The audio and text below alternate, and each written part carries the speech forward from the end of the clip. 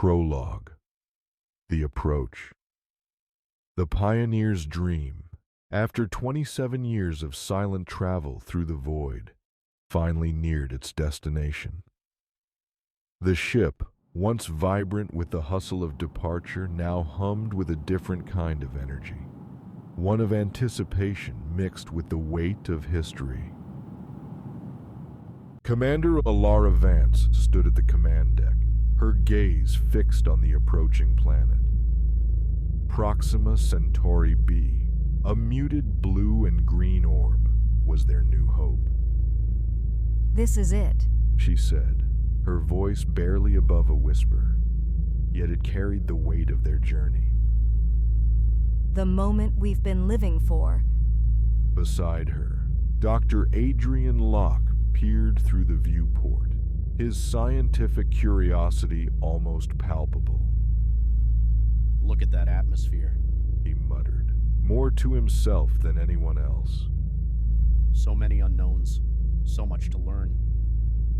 Mira Chen, the chief engineer, was monitoring the ship's systems with an eagle eye, ensuring every component was ready for what was to come. "Engines are at standby. We'll need to time this perfectly," she announced, her voice steady but with an undercurrent of excitement. James O'Donnell, the historian, was busy recording every detail of this historic moment. His camera captured the planet's image, but his voice was for posterity. "We are on the verge of rewriting human history. Here, in this moment, we are all pioneers." And then there was Elias Chen, the young man who knew Earth only through the tales of others. Born on this ship, the concept of home was as foreign to him as the planet they were about to orbit.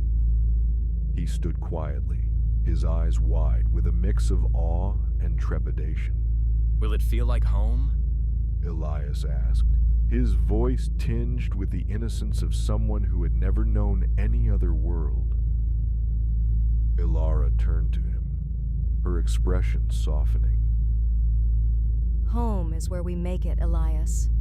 It's not just about where we come from, but where we're going, and we're going to make this our home." The ship's thrusters fired in precise bursts, guided by Mira's expert hands. "Orbital insertion in 3, 2, 1. The Pioneer's dream shuddered slightly as it entered orbit around Proxima Centauri b, transitioning from a vessel of passage to a sentinel in the sky. Adrian, unable to contain his excitement, exclaimed, "We've done it! We're in orbit! Now the real work begins!" His hands were already moving to initiate scans of the planet below. James continued to document. "From this day forward, we are not just explorers, but settlers. This is the beginning of new dawn." Elias looked out at the planet, his heart beating in sync with the ship's hum. The stories of Earth, of oceans and forests, filled his mind. But here was a new canvas, a new story to tell.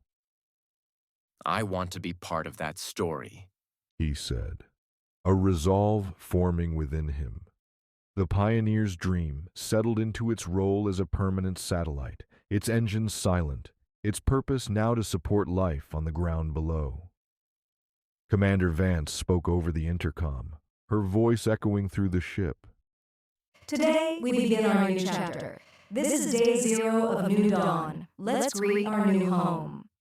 As the planet below awaited them, the crew of the Pioneer's dream prepared to descend, each carrying dreams, fears, and the legacy of Earth into the unknown.